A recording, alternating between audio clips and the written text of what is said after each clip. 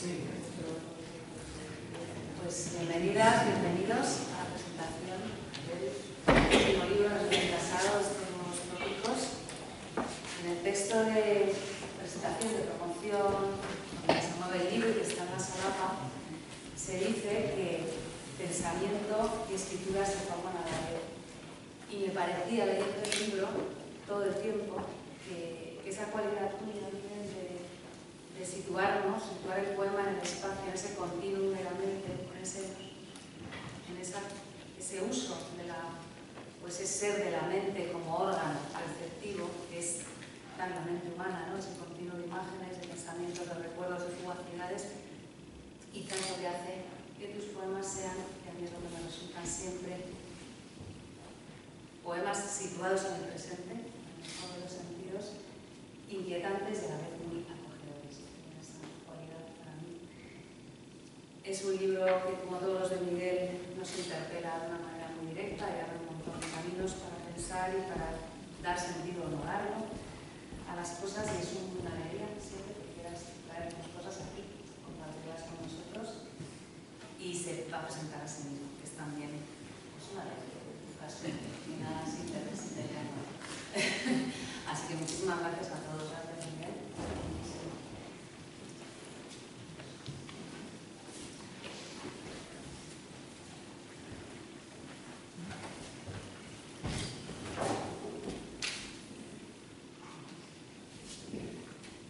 Bueno, buenas tardes.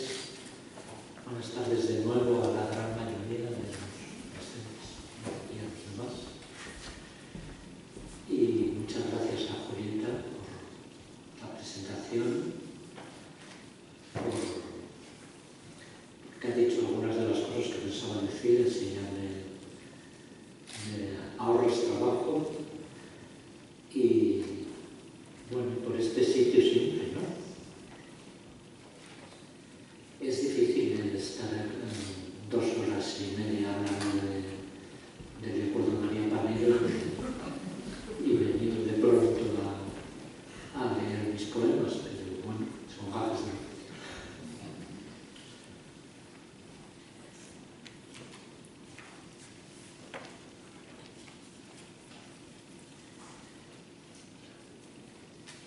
Creo que lo que tendría que hacer sería leer poemas sin decir nada, pero me parece un poco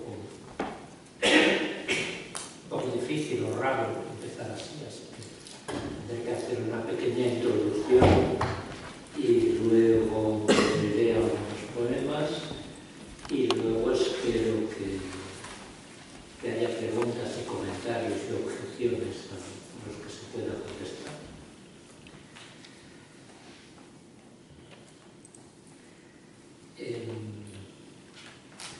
Este libro en realidad aparece 10 años después del anterior. El sentimiento de la vista apareció en 2015.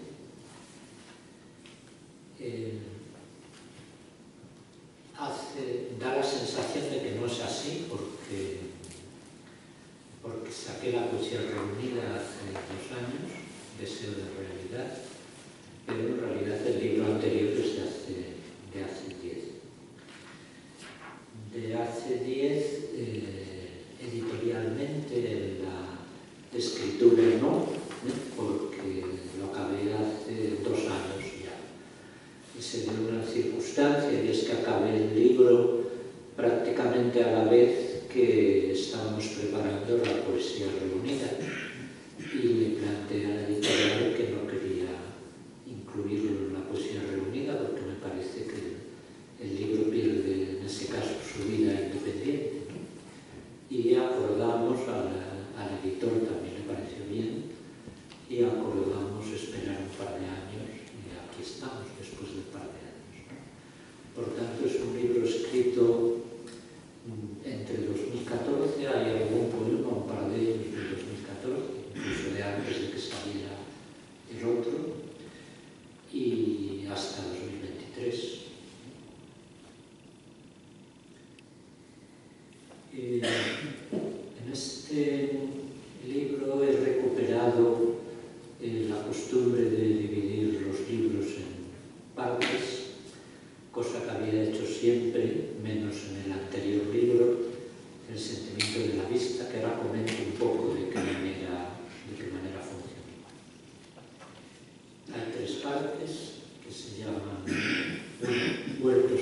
viajeros, cuaderno de la torcedura y lo que sigue, lo que para.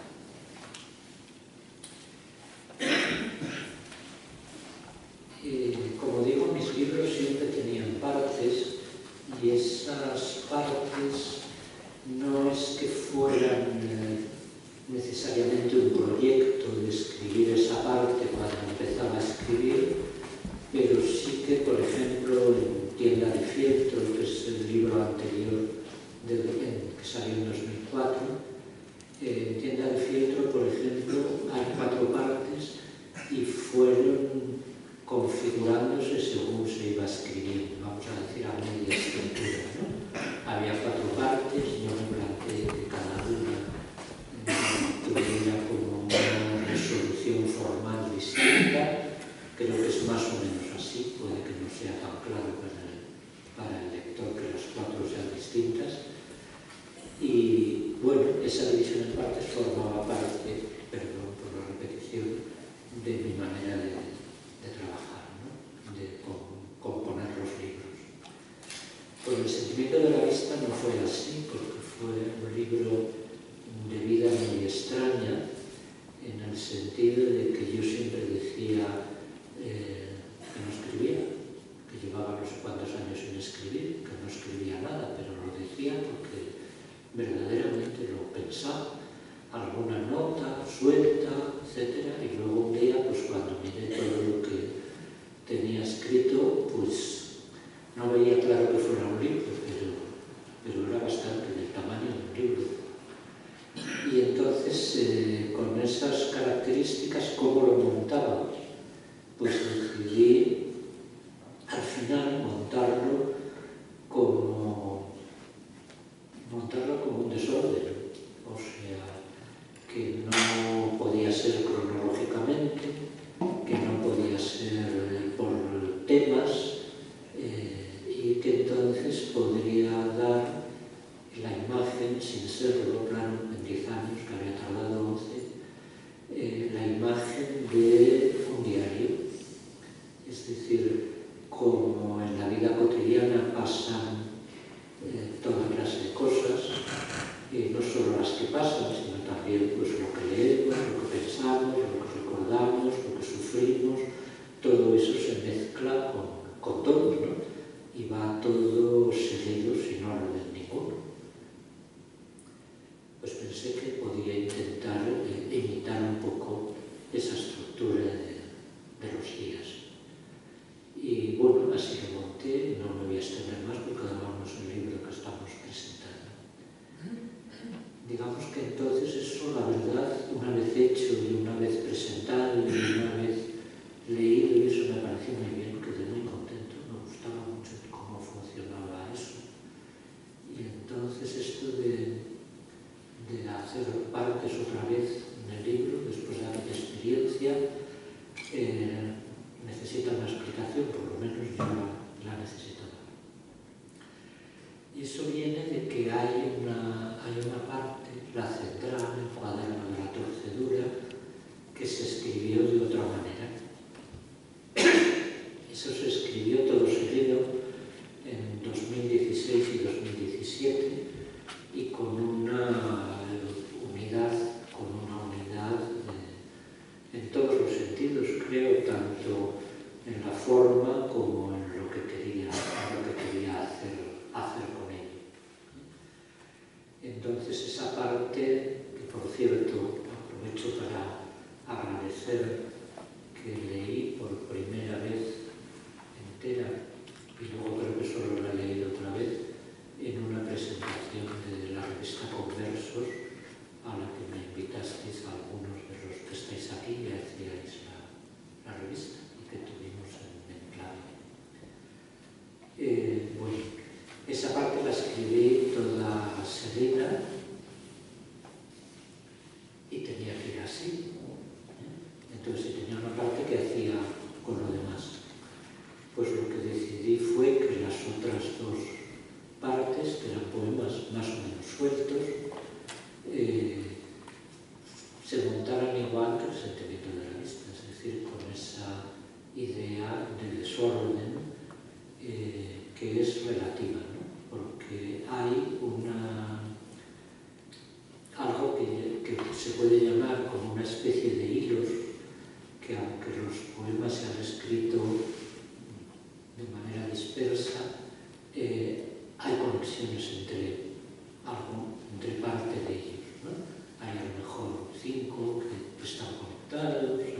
no porque se escribieran juntos, sino porque había resonancias, porque reaparecía algo, etc. Y esos hilos había que tenerlos en cuenta a la hora de ordenar también. No que fuera todo seguido, pero si digo que en un jardín hay un naranjo y un granado en tal sitio, en una esquina del jardín, y luego en otro poema digo que ya no hay un naranjo y un granado, pues claro, este segundo tiene que ir detrás del primero, ¿no? En esto de los jardines, que hay unos cuantos, es cuando más había este problema, claro, porque están las estaciones y todo eso. Bueno, lo monté así. Y ahora me encuentro con la sorpresa de que las dos partes parecen bastante distintas. No sabría decir en qué, pero seguramente la segunda parte es bastante más densa que la primera. La primera es más como de entrada, de presentación, no tengo ni idea de eso. Porque los títulos que les puse a esas partes, huertos callejeros y lo que sirve, lo que para, pues verdaderamente no se respetan. Quiero decir que hay huertos callejeros en la primera y en la segunda, y lo que sigue, lo que para, pues en todas partes está eso, ¿no? Aunque el poema donde no se nombra eso está en la segunda parte, casi al final. Bueno, aquí en la lectura tampoco se va a ver, o sea que es por comentarlo, pero tampoco necesita saberse previamente.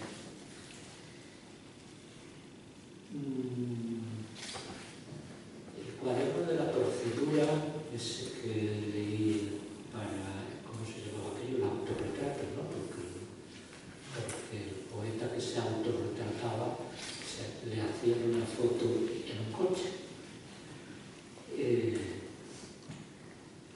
El cuaderno de la procedura, digamos que atendió al deseo de escribir sobre política, o mejor, cuestiones políticas habían aparecido en casi todos mis libros, aunque no de una manera claramente señalada. Mejor que escribir sobre política, tratar de escribir un poco algo que ha mencionado Julieta cuando me ha presentado, tratar de escribir, intentar escribirme pensando en eso. Es decir, que el pensamiento que se contaba en el poema fuera un pensamiento hecho en presente, que surgiera a la vez que la escritura, que a lo mejor iba a llegar a ideas que ya sabía o no sabía, pero no sabía por qué camino iba a llegar. Y ese intento de escribir el pensamiento y no escribir las ideas ya obtenidas, es un poco lo que me movió ahí. Y me parece que de alguna manera eso funciona bastante en el conjunto del libro. Ahora leyéndolo, que me ha costado bastante leerlo, no he tenido más remedio porque ya he hecho 2 presentaciones y entonces he tenido que volver a leerlo entero. He visto que está presente un poco en todas partes esa idea, no solo en el cuadro de la procedura, sino que lo demás se contagió, ¿no? Y que algunas cosas como que sabemos que existen, pero no siempre pensamos en ellas, como la palabra interior, es decir, eso que sin pronunciarlo nos decimos a nosotros mismos, en muchas ocasiones también está presente y forma parte de esa idea del pensamiento en presente de algún modo. Que no es solo pensamiento, que hay percepción, hay hechos, hay cosas, hay seres, hay animales que aparecen por ahí, hay personas, pero que de alguna manera hay un núcleo ahí que se fue imponiendo casi inconscientemente en el conjunto del libro. Bueno, creo que no quería decir mucho más como introducción. El libro está lleno de esos hilos a los que me refería. Hay las estaciones del año, hay los paseos por el río, hay por la orilla del río, hay los seres que viven por ahí, animales y personas, hay la pregunta, el problema, la duda, el deseo de la revolución, hay la memoria de los padres, hay la miopía, hay los jardines callejeros, hay en Toledo, eso es una cosa curiosa, los vecinos que hacen un jardín en el espacio público, hay varios, y es curioso e interesante. El espacio público sin usar, ¿no? Sobre todo en eso que llaman en Toledo los rodaderos, que son las laderas que bajan hacia el río, que son inhabitables, y hay unos cuantos bonitos jardines y curiosos ahí.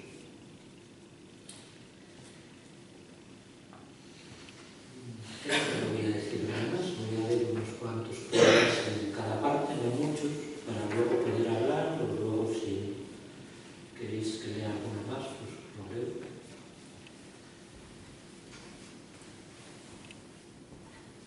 Y empiezo por el primero del libro y de la primera parte, de muertos callejeros, menos de muertos.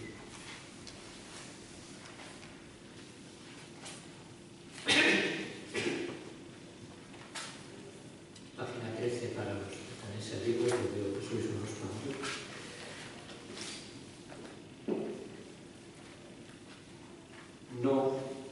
No es como el fuego que pintó el bosco para las calderas del infierno. Corre aquí en la ventana del tren, cernido por el negro amoratado de los horizontes altos, un amanecer tan rojo, tan ardiente, baña postes eléctricos, bloques de casas, árboles, rojo y real, levantado por el brillo primero de la luz. Desde la somnolencia y los teléfonos no lo han visto, recogidos, un poco enroscados en los asientos antes de lanzarse al día. Suburbial aurora roja, como la vieja darogiana, sin simbolismos, tiempo de espera. Bustos gesticulan más tarde en el televisor sin sonido, tampoco la conocen.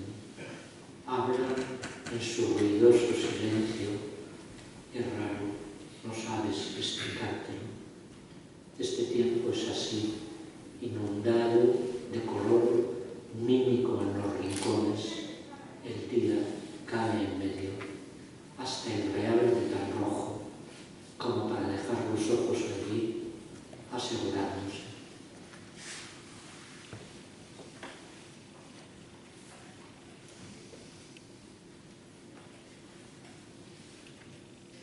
En la página 17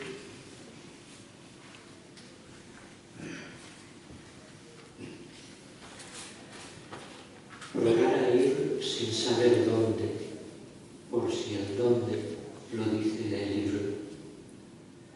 Lo que el camino propone, explica, escucharlo mientras se sigue en marcha, con la vista a un lado y otro, atento a si surge algún detalle, algo que se haga ver, como en la consulta, cuando ante una pantalla te amontonan cristales en los ojos y tratas de apreciar un trazo, palo o curva o su bifurcación.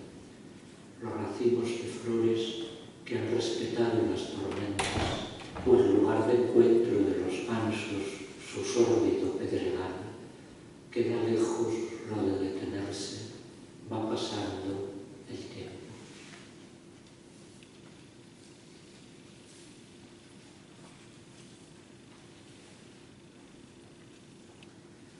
En la página 27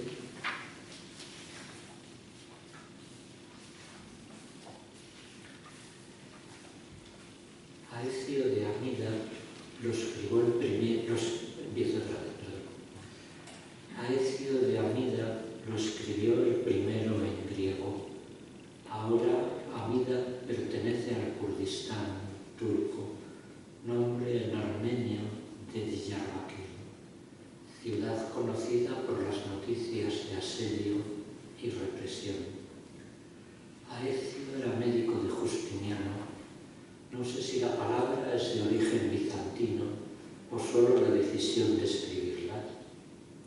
En latín fue, en 1492, año de largos viajes y destierros, cuando el Molao Barbaro escribió Miopía.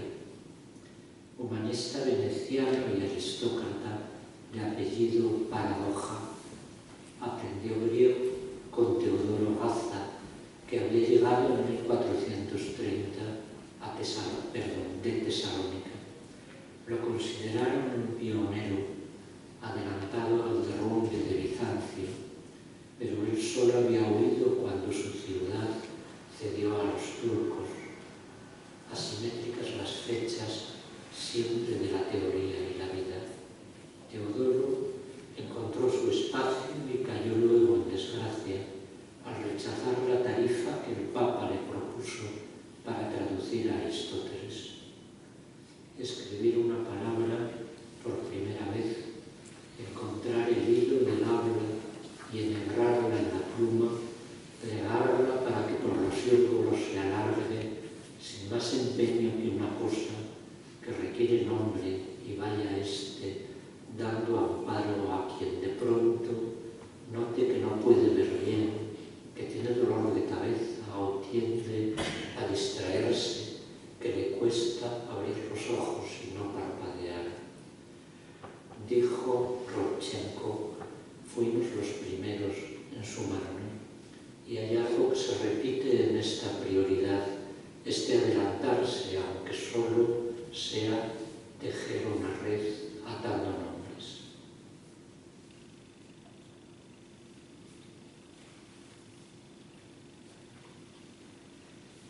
Página 51.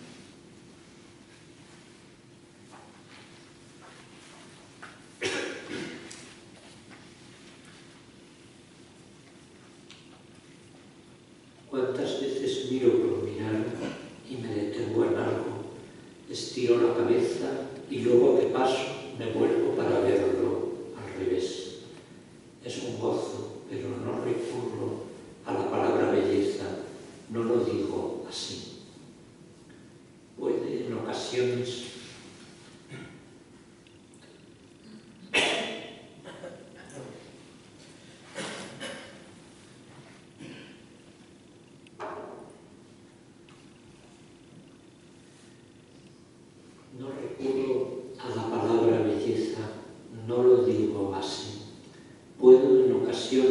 llamarlo vida, porque se mueve, contradice, teme, deforme un poco o impreciso, se cae, no dura. Parece que dependa del momento, o de un gesto o acción, o de quien mira, o tiene luz, transparencia, el brillo en sus ojos cuando levanta la cara.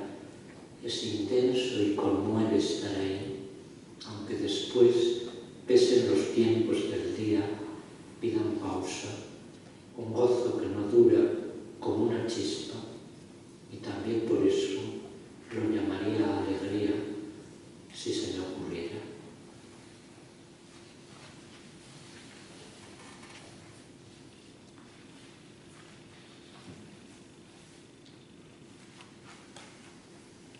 Leo ahora 4 poemas del cuaderno de la torcedura.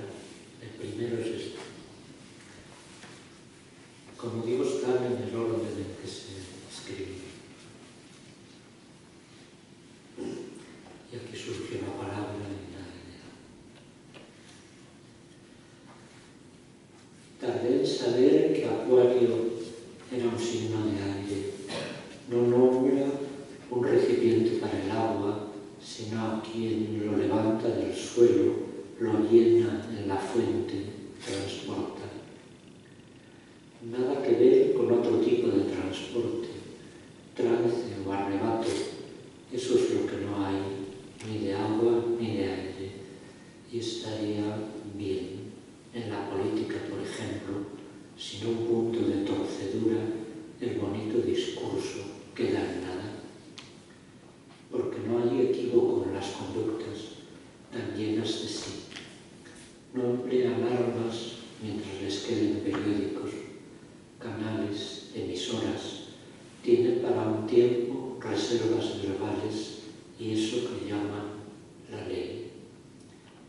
saber de bricolaje, los destornilladores justos para cada cabeza de tornillo, desmontar, regular, adular, disimular.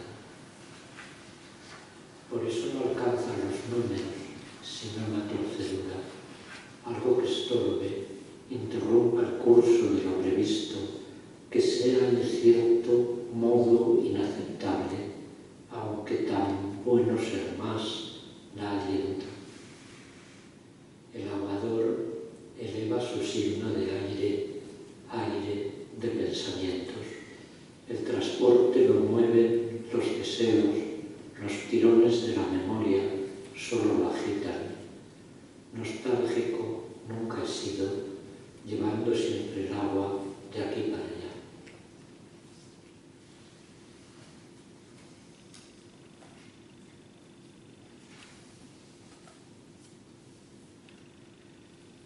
Página 67.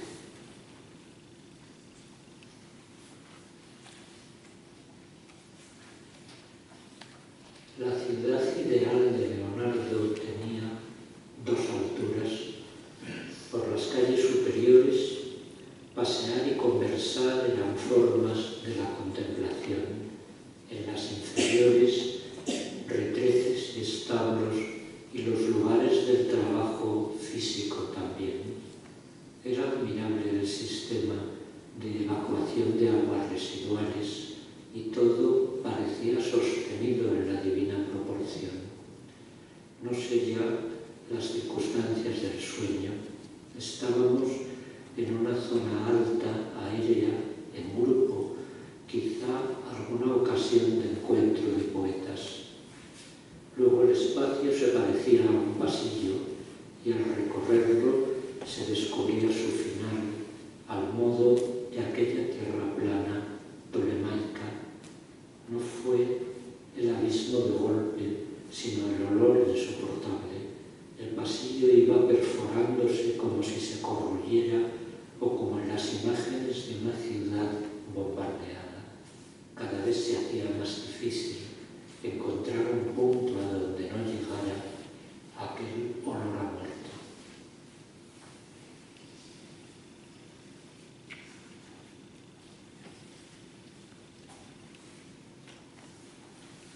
Página 71.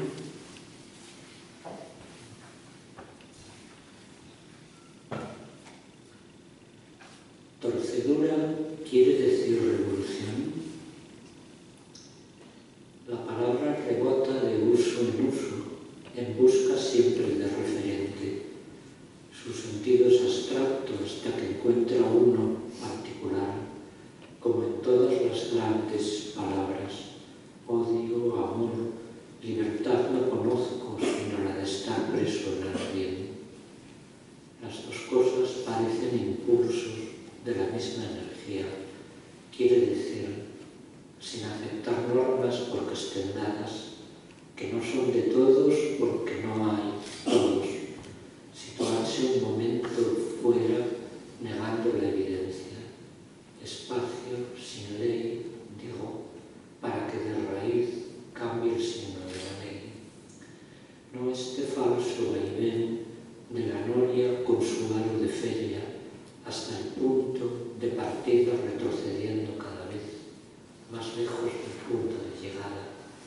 Tardes de primavera, súbitas, negrura espesa, ruido fuerte del viento, el cuarto encendido de sol, hasta copos anchos, menudo granizo. Salvo y no es posible abrir el paraguas. Tardes torcidas, hermosas. ¿Cómo decirlo? No importa. Bastaría verlo para reconocerlo.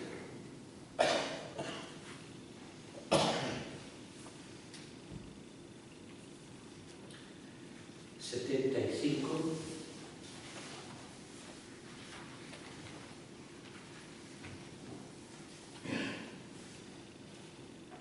Este poema lleva abajo al final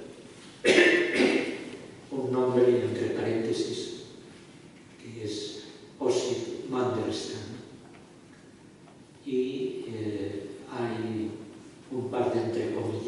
que son de Mandelstam, empezando con el primer verso, y luego también algunas frases de poemas suyos que ya no están entre comillas.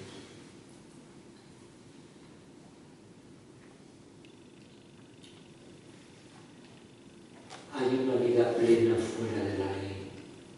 Escribía en su ruso músico: no ser dócil ni servil. Sacaba a veces del bolsillo trocitos mínimos de papel, tal que notas arrebujadas para echar a la papelera, arrugadas letras, trazos. Con los años y la mala salud se le iba haciendo difícil componer así hacia sus poemas en la cabeza. Ni dócil ni práctico, desconocía el arte de los pasillos, la lluvia lenta de los halagos. Su propio hermano tuvo una casa y coche y el capricho de una cámara de cine en la vejez. Él hacía mucho que había muerto en el campo, el revolucionario de la familia, la tierra negra y la libertad del nomadismo, las balsas por la corriente.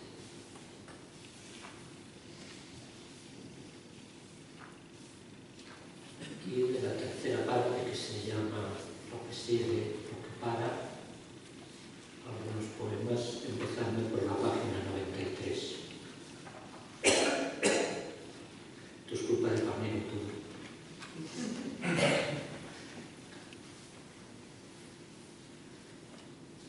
Las fotos del cielo no salen bien, como si la cámara perdiera en ellas el pulso con la luz. Las cosas minúsculas desde la altura, en cambio, las agranda hasta que puedo ver la garza erguida sobre la piedra blanca con su plumaje gris azulado casi. Quieta, mira pasar los grumos de espuma, la suciedad del río.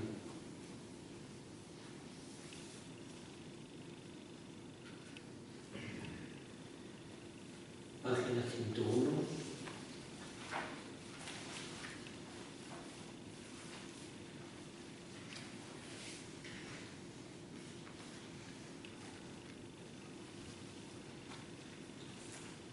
Ahora entiendo que la balanza era ya el viejo símbolo de la ley. Pensaba que refería a la prudencia, el lento sopesar del interés, también la rutina, pero era en la ley su núcleo duro.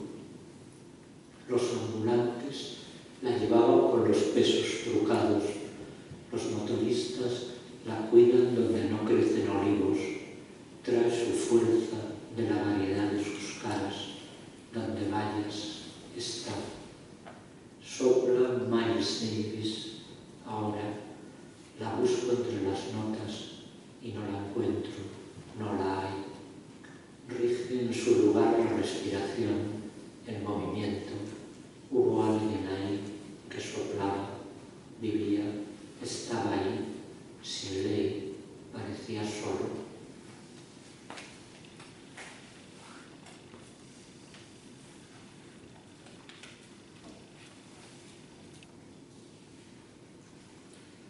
Página 115.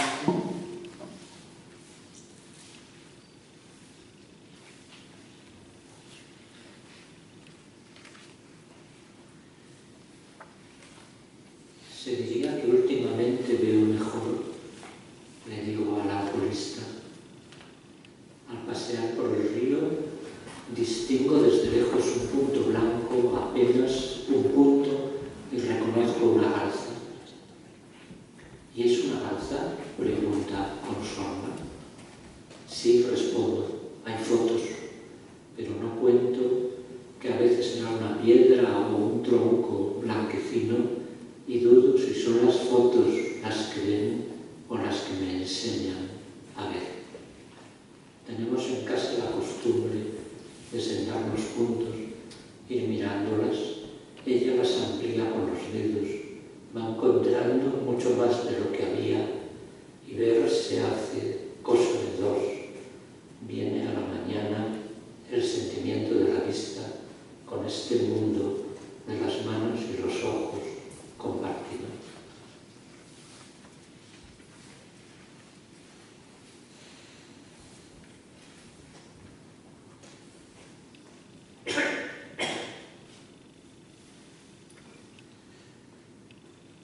Página 121.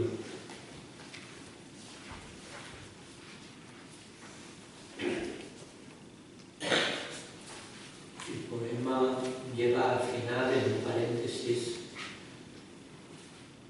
esta frase que dice ejercicio de chino. Y empieza con unas letras O-T-N-U-P, que ahora he deletreado porque a mí me gusta más decir Otnuk.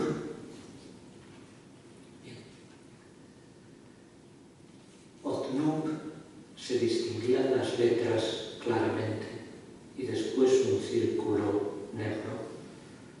Parecía un mensaje de Ullán, fijo en su literalidad, se quedaba en la cabeza. Solo ahora trae un libro la palabra interrupción, que para tantas cosas valdría. Dice, olvido que los poetas son mudos y Scranton que los filósofos están muertos. Y si imagino el flujo de los hechos y discursos entonces, me veo entrando y saliendo, dejándome llevar y parando. Entonces, o siempre, lo intermitente, tuan, sí, cortar y seguir. Basta, tuan, llega a ser algo si luego se explica, sí. El grueso punto negro solo interrumpía para decir, aquí sigo, antes dibujé otros puntos como este. Soy yo, tuan sí, y no recuerdo la ira, aunque tuvo que haberla. También había un hilo que tejía la continuidad, pero la ira es tartamuda, tiemblan las manos, ahogan al agolparse las palabras. Cochiche, comerse la propia boca, acotado por el morfema nominal, personal, el tarta, mudo interrumpido, violento. Cuanto más tiemblan, más claro lo veo, lo que sigue, lo que para.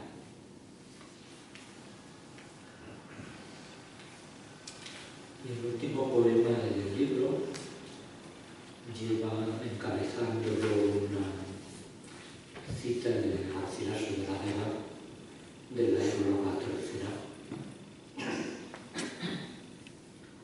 que dice así: cerca del Tajo, en soledad amena, de verdes sauces hay una espesura, toda de hiedra revestida y llena, que por el tronco va hasta la altura.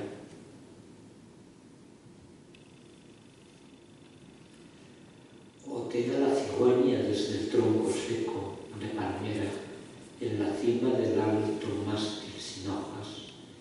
Acecha la garza en la orilla del río sucio, inmóvil, sobre sus alambres patas, esbelta entre el arabesco de las ramas caídas, enredadas. Navegan pétalos blancos de adelfa por los corros de espuma grasienta, parecerían brillar. No sé si me acostumbro a estos monos tópicos y los anoto pese al disgusto, al horror que los acompaña. Pero es cierto que vuelvo a casa con ánimo de celebración, si otra vez los he encontrado, como si esta supervivencia casi fuera de lugar, marcara con su relieve el tiempo, dejara esperar lo imprevisible, lo deseado. Y el saber barroco acerca de la muerte que crece dentro de la vida se equilibrara, entretejidas ambas en los dos sentidos. Con sus reservas, la vida nos desborda.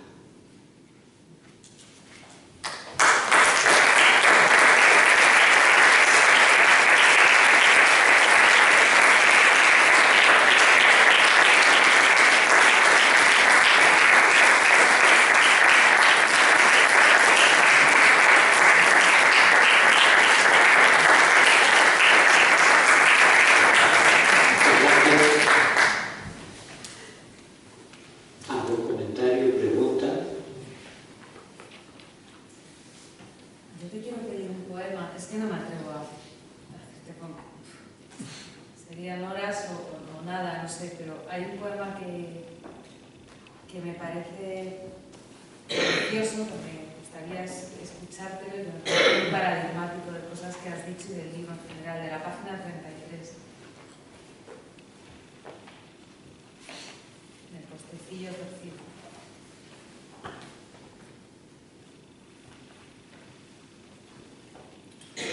Torcido está el postecillo metálico que defiende la acera y oblicuo sobre las franjas de cebra. Escribir es la forma de un tiempo vacío, un excedente que no acaba de asumirse, igual que en la mirada, una continua serie de hechos y seres que no se retienen. Excedente suena un claxon, pasa despacio la gente como si estuviera la tarde vencida, con un cigarro en la boca, el panzudo esquivando el postecillo. Es que no sé, mira Pablo, porque hemos hablado mucho de esto, pero está después de ti en línea, pero me parece una poética, evidentemente tiene algo de poética y es una paradójica foto fija de eso que hablábamos, de lo que tú decías, de que es cierto que se sienten en muchos poemas. Es todo muy intuitivo lo que te digo, muy subjetivo, pero que se siente que el pensamiento se ha fijado, se ha producido sin simultaneidad en la escritura. Y sucede así, porque es como los modos, el modo mental, el modo en que la mente normalmente está, salvo que la detengamos a través de centrar la respiración o la atención en lo que hay, en lo que es, ¿no? O sea, me parece que tiene mucho de tratado de meditación o de tratado de... no sé, me parece un poco... Bueno, de tratado no sé, pero funciona así. O sea, recuerdo, es un poema escrito ahí, donde dice el poema. Supongo que a lo mejor corregí alguna palabra después, pero básicamente el poema está escrito en una terraza de la calle Fuencarral. No recuerdo cuándo, supongo que por la terraza era primavera o verano, y digamos que es ese momento en que todo se da a la vez, como ha dicho Julieta, ¿sí? O sea, lo que se piensa, el escribir, la gente que pasa, la gente en la que te fijas, la otra gente que va resbalando y no la retienes, y en ese sentido es como una nota, un apunte del natural. Sacar el poema de la retórica, completamente, ¿no? Entiendo que también es todo trabajo de siempre, ¿no? Bueno, me decía escucharte. Y este tipo de... A mí eso me llama la atención, pero funciona así. Este tipo de montaje, donde hay pues, las imágenes de la calle, hay una referencia al escribir, luego vuelven las imágenes de la calle, más generales, más particulares, sale así. Quiero decir que es en ese sentido escritura en presente, ¿no? Es decir, que nunca, cuando utilizo montar así cosas variadas, puedo corregir el poema, pero los elementos que se montan están desde el principio, no hay que tenga elementos sueltos y luego los mezcle, ¿no? Funciona como, a lo mejor como un hábito, como una manera de estar en la escritura, no sé cómo, pero funciona así. Y me interesa ese momento en que pasa eso, ¿no? Pasa pocas veces, por eso tarda unos 10 años en escribir un libro. Pasa en la escritura, Miguel, como pasa en ese poema de ese punto blanco, que a veces es garza y a veces pasa también cuando escribes, a veces que veas, que arrancas y que ves que alcanzas una garza y luego amplías o le das tiempo y eso se va, quiero decir, hay mucho que se desecha de la escritura lectura o es recuperable. Cuando con esa cámara uno amplía y uno a lo mejor no ve eso, pero ve otras cosas, ese poema tan tierno, tan estupendo que has leído, llevado a la escritura. Puede haber ejemplos variados que yo ahora no tengo en la cabeza, pero en general no se desecha mucho. Quiero decir que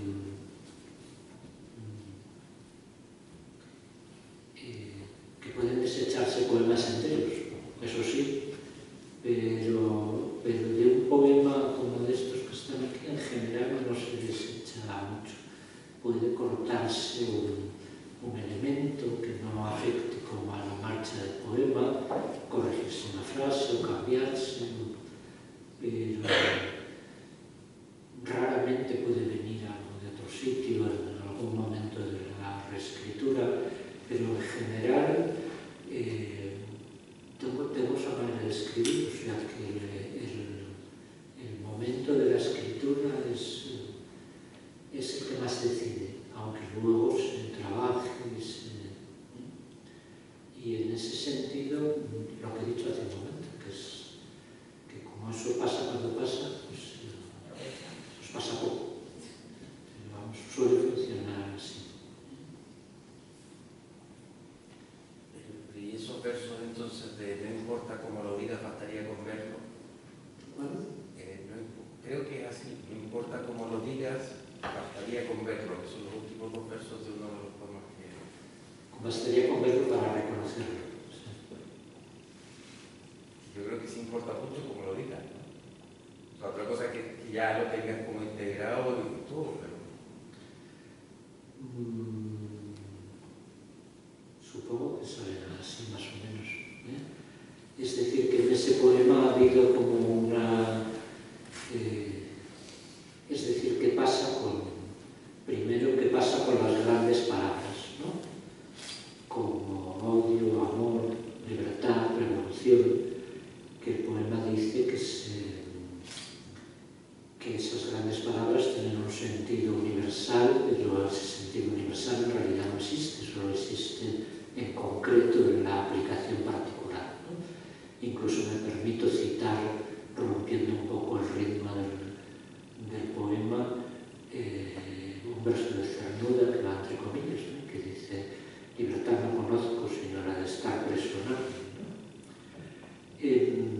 Como un ejemplo de que libertad tan rara, tal como la diría, o no tan rara, o en el conjunto del poema la entendemos, del poema suyo, digo.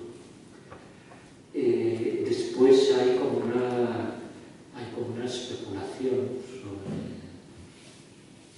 sobre la revolución, que es de lo que se está hablando. Luego, como aparece muchas veces en esa serie, hay La 71. Una alusión al tiempo, habla del tiempo. Y entonces cuando dice basta con verlo para reconocerlo, digamos que no es una frase que viene de ahí, ¿no? Es decir, si el sentido es particular, y ya le puedes dar muchas vueltas, que nunca puedes llegar a saber gran cosa, sin embargo, bastaría con verlo para reconocerlo. Entonces, en ese sentido, se deriva un poco naturalmente del razonamiento, y en ese sentido no me parece tan difícil.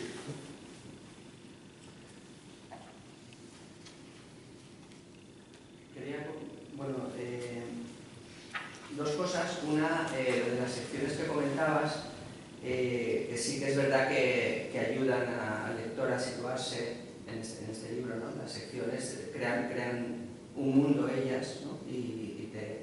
Pero al mismo tiempo, en las tres secciones, o sea, la del medio, que podría ser la más compacta de la que hablabas, ¿no? Incluso en esa hay puertas a las otras dos secciones, ¿no? Que se trata un poco de cómo el libro, los libros tienen eso, ¿no? Que para que tengan unidad, incluso sus secciones hay.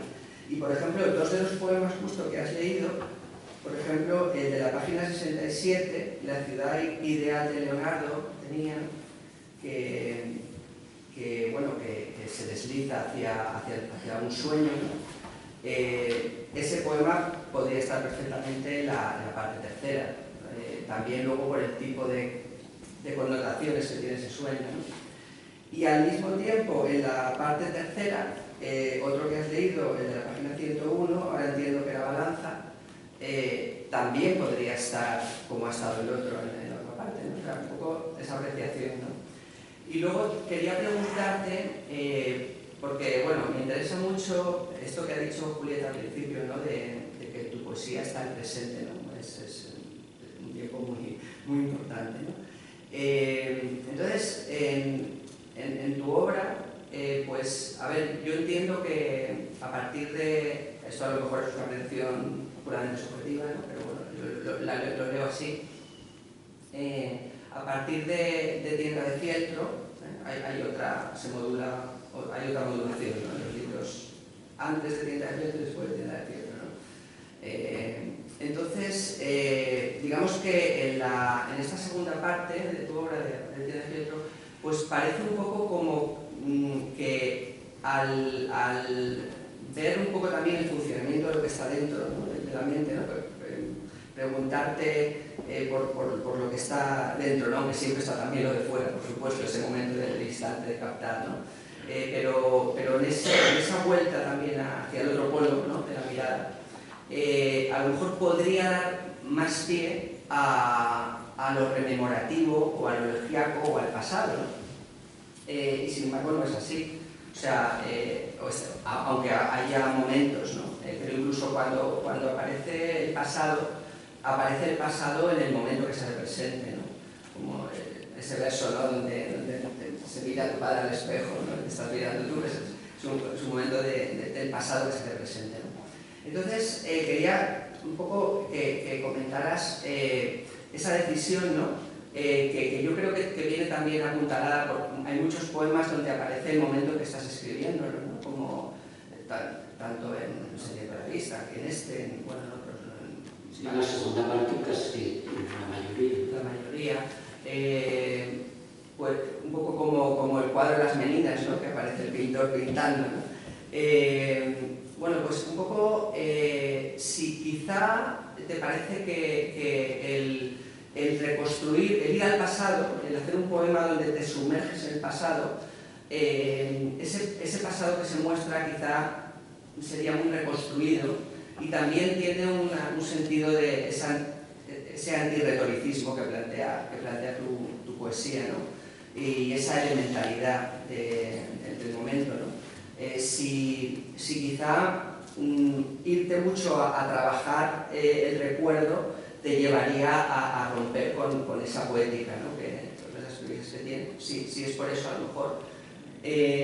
Y luego también sobre esto, si en aquellos poemas, por ejemplo, como el primero, que estás en el tren, que no nombras, como en otros muchos que estás escribiendo, ¿no?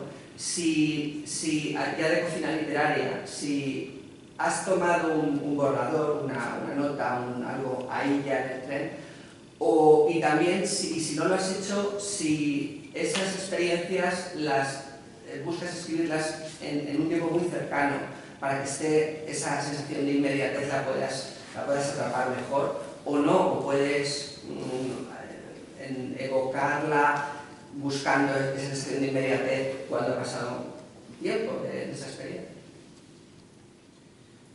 Se me va a olvidar todo.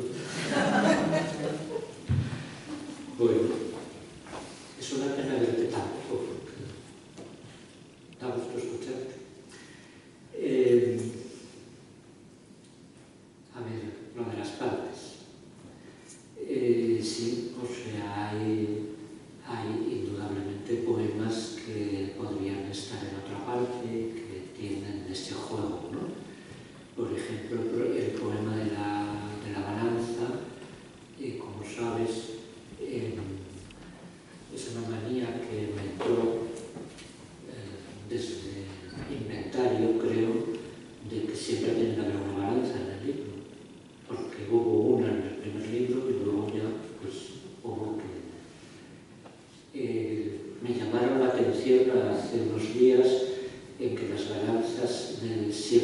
habían sido balanzas concretas, ¿no?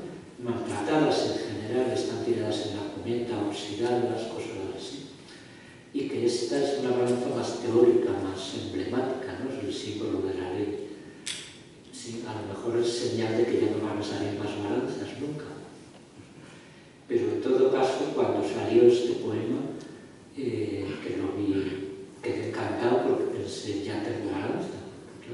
Tardó, además no salió muy pronto, si un libro sin balanza era imposible. Pero ahí el motivo de dejarla fuera era simplemente que había decidido respetar el proceso de escritura, el orden, la sucesión de los poemas de la parte segunda, y que entonces no quería meter bravos.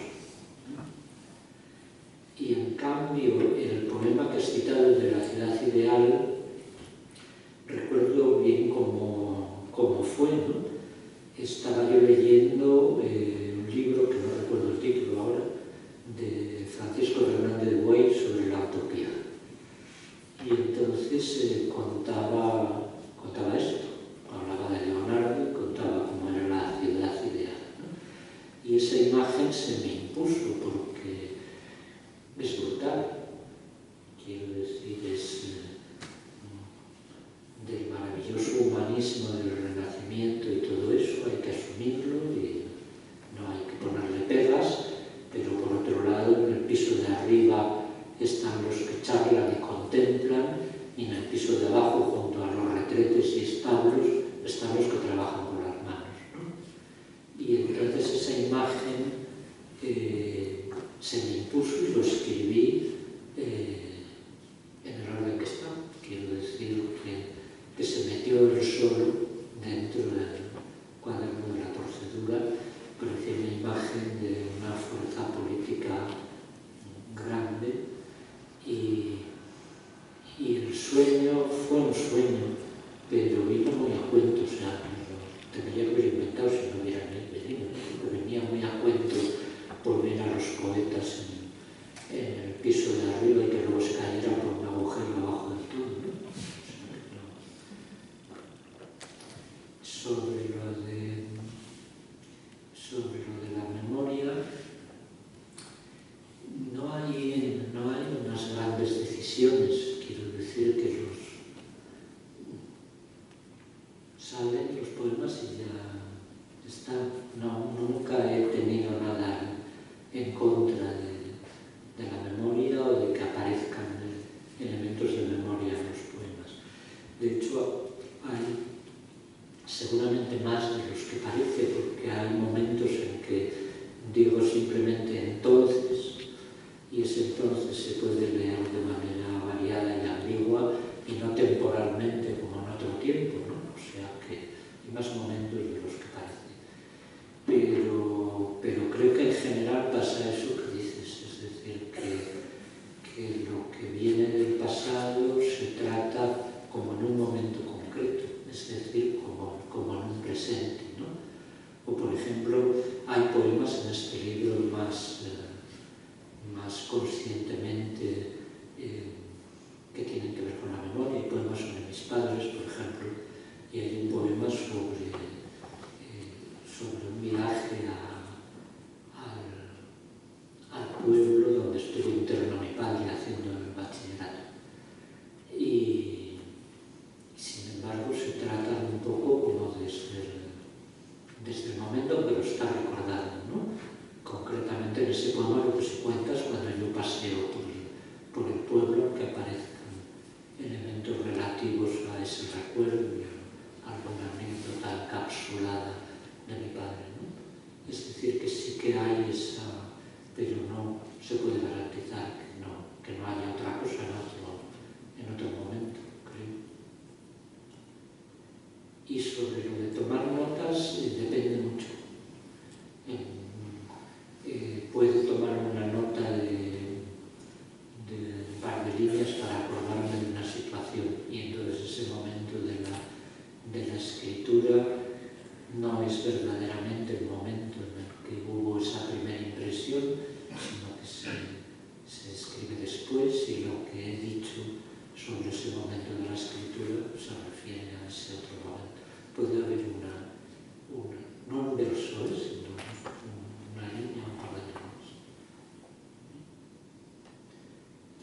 no es lo más frecuente. Ojalá lo fuera, porque eso te ayuda mucho a eso que decía yo antes, que pasa pocas veces, ¿no? Y entonces si esa nota sigue viva, te ayuda mucho a revivir ese momento y escribirlo.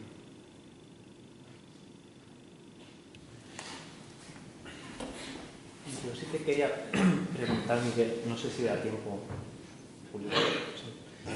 Sí que te quería preguntar qué crees o qué dirías que ha cambiado en estos 10 años, 8 que has tardado en escribir el libro, porque, bueno, como estaba diciendo Julieta, hay una metodología, yo usaría la palabra metodología, muy reconocible en el libro, pero también así como intuitivamente, porque solo me ha dado tiempo a ojearlo, sí que veo algún tono nuevo. Y en el mismo título hablas de los nuevos tópicos, ¿no? Entonces sí que te quería preguntar, como en estos 10 años, ¿qué dirías que sería...? O sea, respecto al sentimiento de la vista, por ejemplo, ¿no? ¿Quieres decir? Sí. Bueno, yo tengo ahí un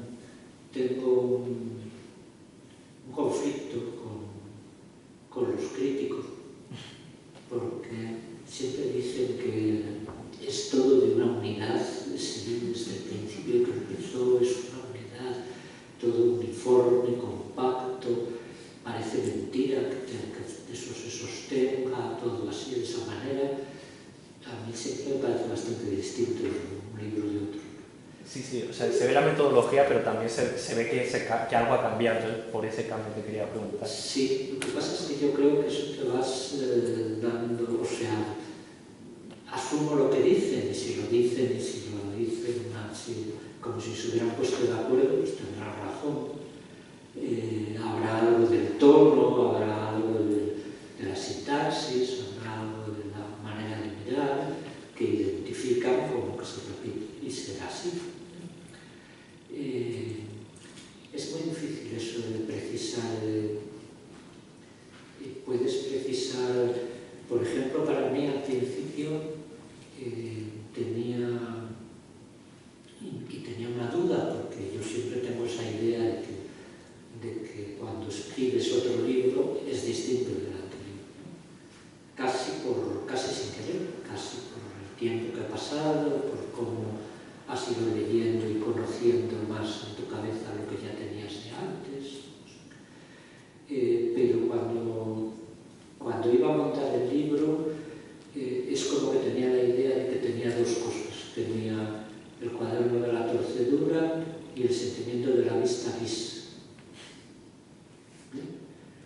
Y luego, cuando lo montas, bueno, te das cuenta de que funciona más como ese tipo de cosas que hacen, que resuenan con la otra, cosas estructurales también, que resuenan de otra parte, que recogen un hilo. Pero sería viéndolo igual, y ha sido casi leyéndolo estos días cuando he apreciado más esa diferencia. Creo que tiene que ver, no hay un gran salto ni una gran ruptura, me parece, pero creo que tiene que ver con hay más pensamiento, hay más voz interior, hay menos predominio de lo externo, de lo que se ve, de lo que se encuentra, de lo que pasa, creo. Pero a lo mejor me pongo a leerlo luego dentro de un rato y veo que no es así, no sé qué decirte. Creo que hay más reflexión, que está integrada en todo ese discurrir diario que he dicho y en la manera del montaje. Pero creo que es así, no estoy seguro. ¿Tú cómo lo ves? No, sí que ha sido ojearlo, pero acabo de coger el libro al llegar. Entonces es simplemente como una intuición que no me atrevo a decir, a concretar, porque es una cosa de oído, simplemente. Pero algo nuevo sí que, aunque sea solo por el título que ya te predispone a buscar la novedad. Sí. Pero sí. Sí, me parecía que había el título sale de donde habéis visto. Sí. Quiero decir que y sin poema de Garcilaso por el medio, es decir que esa sensación de que cuando vas a dar esos paseos por el río, siempre te fijas en las mismas cosas y funcionan de esa manera, ¿no? Es decir, son contradictorias, están llenas de basura y de belleza, están así los ríos. O sea, el río El Tajo es un cadáver de río y allí están las garzas y los demás como si no fuera con ellos. Entonces es un nuevo tópico, porque no es el tópico de Garcilaso donde todo es de esa manera, lugar ameno, sino que bueno, ahí hay una torcedura en ese tópico, ¿no? Luego vas viendo, una vez que con el título se encontró bastante al final de la escritura, y cuando ya te has acostumbrado al título y has descartado las dudas, que eran muchas, que tenías sobre él, pues vas viendo que en realidad muchas de las otras cosas pueden funcionar así.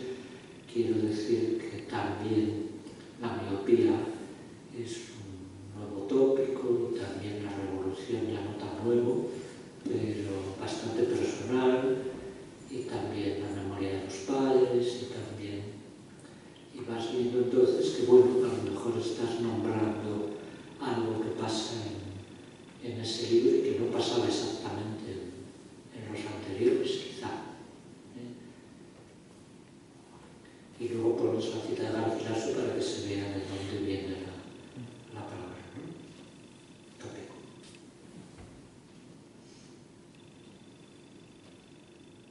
Bien, muchas gracias por la presencia y por la escritura.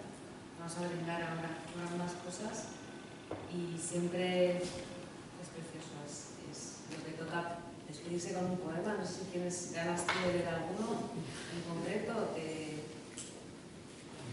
Si alguien me lo quiere proponer, tú o alguien, yo encantado. Si nadie me lo impide, se lo digo yo. Si alguien tiene muchas ganas. El de la página 61. El de la página 61.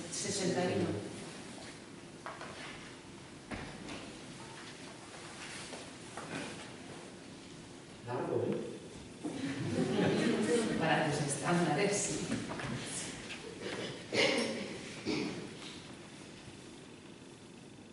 Se me saltan las lágrimas casi sin estímulo. Es que me emociono, decía mi padre en sus últimos años. Me pasaba antes con las escenas de masas, las que asumían riesgo y firmeza, algo que ocurría en la calle, con palabras en voz alta. Pero ahora también los individuos, un punto inflexible en ellos, no dejarse doblar, un recuerdo, o apenas una historia que llegue a tener su perfil, la identidad de un momento. En el ordenador voy encontrando y guardo cronistas de lo ancho del mundo, pequeños apuntes y fotos, hacer trabajo del persistir, anotar la resistencia. Las pequeñas tiendas de plástico, colores de una excursión y la enorme laguna de Idomeni cuando llovía, el humo de los gases posaba muy delgada columna en el suelo estéril. Hay mar y tierra, naves portuarias, chalecos y ríos crecidos, alambres de varios tipos, tejen vallas. Por eso guardo los enlaces, por si no hubiera otro futuro que el tiempo que tarde en pasar de moda, el tiempo para darse la vuelta, acudir a otra emergencia, el tiempo que tardaré yo, el que dure. Así voy, atento y sin rumbo, sentado ante la mesa de madera clara, el cuaderno rayado, la botella también de agua que va bajando de nivel y luego se repone.